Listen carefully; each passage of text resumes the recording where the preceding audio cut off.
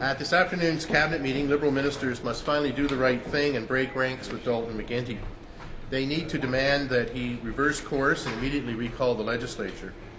For over 2 weeks now, many Liberals, including potential leadership candidates, have openly and publicly questioned Mcguinty's decision to shut down the House. This situation is a disgrace. It does nothing for the 600,000 unemployed Ontarians. These women and men need their elected officials back at work to help them get back to work.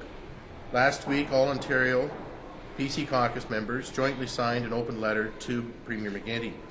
We demanded he recall the legislature right away. To date, we haven't heard a peep from Mr. Mcguinty. So when exactly is the House going to be called back? Premier Mcguinty has turned his back on Ontarians and is refusing to make the decision to recall the legislature. That means the next Liberal Party leader will make that call.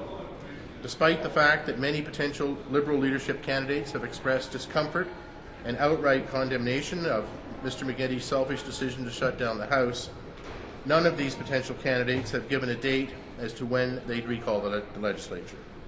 They're all too busy with planning their own Liberal Party fortunes to bother worrying about the fortunes of the people of Ontario. It's time they stood up for this province and made clear when they plan to recall the legislature. The Ontario PCs are again calling on all Liberal MPPs and those who want to run as candidates to add their names to our letter. If they don't, they're just as guilty as Premier Mcguinty.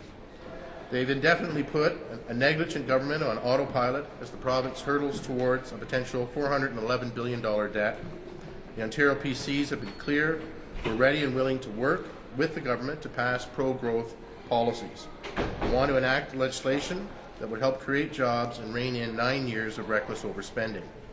Now is the time for the Liberals to step up and immediately recall the House.